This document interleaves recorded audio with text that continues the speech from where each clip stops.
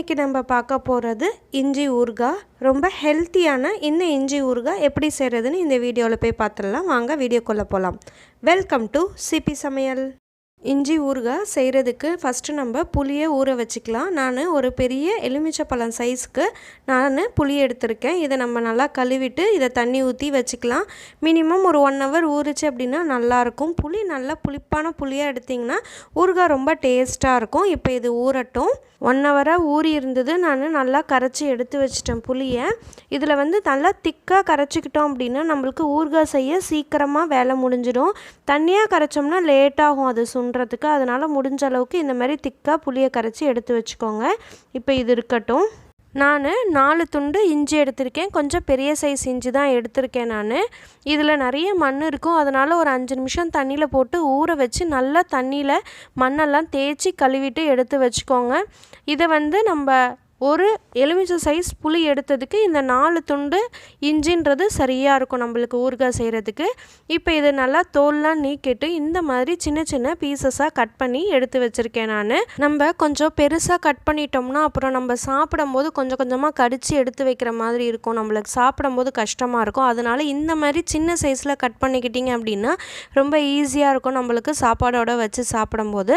அதனால் இந்த மாதிரி நான் சின்னதாக கட் பண்ணியிருக்கேன். இது இருக்கட்டும். இப்போ நம்ம செய்ய ஆரம்பிச்சிடலாம். இஞ்சி ஊறுகாய் செய்கிறதுக்கு ஃபஸ்ட்டு நம்ம ஒரு மசாலா பவுடர் ரெடி பண்ணணும்.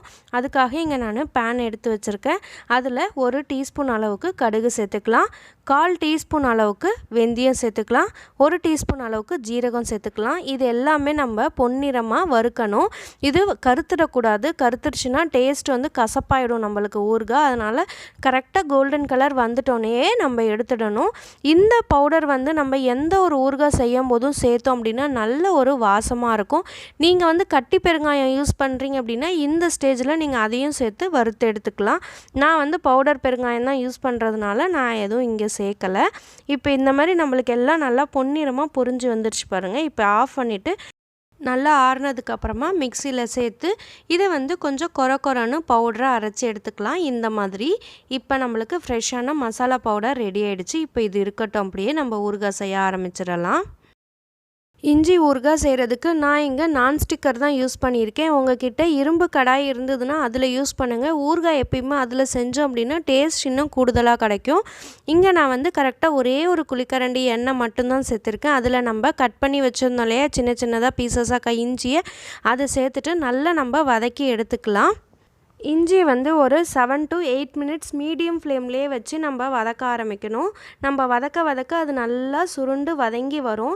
இப்போ பார்த்திங்க அப்படின்னா நம்ம சேர்க்கும் போது எவ்வளோ இருந்தது இஞ்சி இப்போ பாருங்கள் அப்படியே ஹாஃபாக நம்மளுக்கு குறைஞ்சிருக்கிறது தெரியும். அதுவும் இல்லாமல் நல்லா வதங்கி இருக்கும். இப்போ ஒன்று எடுத்து நம்ம கட் பண்ணி பார்த்தோம்னா 2ஆக கட் ஆகணும். அந்த மாதிரி பக்குவத்தில் இருந்தது அப்படின்னா நம்மளுக்கு இஞ்சி நல்லா வதங்கியிருக்குன்னு அர்த்தம்.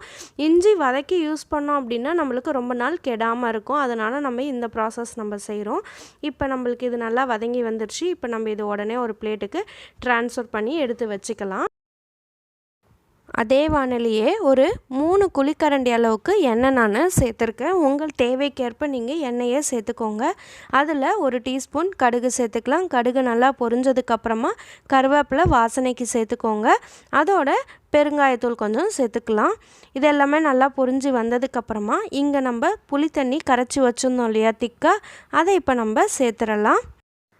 புளி தண்ணி சேர்த்து நம்மளுக்கு 5லேருந்து 7 நிமிஷம் நல்லா இந்த மாதிரி கொதித்து திக்காகணும். இந்த மாதிரி கொஞ்சம் திக்காக ஆனதுக்கப்புறமா 1/4 டீஸ்பூன் மஞ்சள்தூள் சேர்த்துக்கலாம். அதோட தேவையான அளவு உப்பு சேர்த்துக்கலாம். இப்போ நமக்கு புளி தண்ணியும் ரெடி ஆகிடுச்சு. நல்லா திக்காக வந்துருச்சு. இப்போ நம்ம வதக்கி வச்சுருந்த இஞ்சியை நம்ம சேர்த்துடலாம். சேர்த்துட்டு நல்லா கலந்து விட்டுறலாம். எப்பயுமே நம்ம ஊறுகாய் செய்யும்போது இல்லாட்டி புளி சம்மந்தமாக நம்ம ஏதாவது செய்யும்போது கொஞ்சமாக வெல்லம் சேர்த்தோம் அப்படின்னா அந்த புளிப்போட டேஸ்ட்டு கூடுதலாக கிடைக்கும். அதனால நான் இங்கே கொஞ்சமாக வெல்லம் சேர்த்துருக்கேன். இது ஆப்ஷனல் தான். ஆனால் சேர்த்து செஞ்சோம்னா அந்த புளிப்பு உப்பு கொஞ்சமாக இனிப்பு காரம் எல்லாமே சேர்ந்து நம்மளுக்கு ஊறுகாய் பர்ஃபெக்டான டேஸ்ட்டில் கிடைக்கும். இப்போ இதெல்லாம் நல்லா நம்மளுக்கு சுருண்டு வதங்கி வரட்டும். அதோட காரத்துக்கேற்ப வரமிளகாய், நம்ம வீட்டில் வெறும் மிளகாய் தூள் மட்டும் அரைச்சி வச்சுருப்போம் இல்லையா, அதை சேர்க்கணும். வெறும் வரமிளகாய் தான் சேர்க்கணும். காரத்துக்கேற்ப சேர்த்துக்கோங்க. நான் 1.5 டேபிள் ஸ்பூன் அளவுக்கு மிளகாய் தூள் சேர்த்துருக்கேன். சேர்த்துட்டு நல்லா ஒரு 5 நிமிஷத்துக்கு நம்ம கலந்து விட்டோம் அப்படின்னா எண்ணெய் பிரிய ஆரம்பிக்கும். எண்ணெய் பிரிய ஆரம்பிச்சது அப்படின்னா நம்மளுக்கு ஊறுகாய் வெந்துருச்சு, ரெடி ஆயிடுச்சுன்னு அர்த்தம். இப்போ பாருங்கள், உங்களுக்கு நல்லா தெரியும், ஓரத்தில் ஃபுல்லுமே எண்ணெய் பிரிய ஆரம்பிச்சிருச்சு. இந்த மாதிரி பிரிஞ்சு எண்ணெய் வந்ததுக்கு அப்புறமா நம்ம ஆல்ரெடி மசாலா பவுடர் ரெடி பண்ணோம் இல்லையா, அதை இப்போ சேர்த்துடணும். கடைசியாக தான் ஃபைனலாக சேர்க்கணும். எண்ணெய் பிரிஞ்சு வந்து தான் சேர்க்கணும். அப்போ தான் நம்மளுக்கு ஊறுகாய் ரொம்ப நாள் கெடாமல் வரும். இப்போ இதை சேர்த்துட்டு 2 நிமிஷத்துக்கு நம்ம கலந்து விட்டோம்னா போதும். இன்னும் கொஞ்சம் கெட்டியாகும் நம்மளுக்கு ஊறுகாய். இந்த ஸ்டேஜ் வந்ததுக்கப்புறமா உடனே இறக்கிடுங்க. நம்மளுக்கு வானலியில் அடி பிடிக்காமல் வருது. அல்வா கன்சிஸ்டன்சி இருக்கும் பாருங்கள். அதே சமயம் நம்மளுக்கு ஒரு ஷைனினஸும் நம்மளுக்கு அந்த ஊறுகாயில் இருக்கும். இந்த கன்சிஸ்டன்சி எல்லாமே வந்ததுக்கப்புறமா ஆஃப் பண்ணிட்டிங்கன்னா ஒரு 1/2 அன் ஹவர் கழித்து பார்த்திங்கன்னா கரெக்டாக நம்மளுக்கு பரிமாறுறதுக்கு தகுந்த மாதிரி ஊறுகாய் கன்சிஸ்டன்சியில் வந்துடும். அவ்வளோதான், நம்மளோட இஞ்சி ஊறுகாய் பர்ஃபெக்டாக ரெடி ஆகிடுச்சு. இப்போ வானிலையை ஆஃப் பண்ணிவிட்டு உங்களுக்கு ஒரு 10 நிமிஷத்துக்கு அப்புறம் நான் இந்த ஊறுகாய் காட்டுறேன். பாருங்கள் அதோட கன்சிஸ்டன்சி எப்படி இருக்குன்னு. கரெக்டான பதத்தில் நம்மளுக்கு பரிமாறும் விதமாக நம்மளுக்கு ஊறுகாய் பர்ஃபெக்டாக ரெடி ஆகிடுச்சு.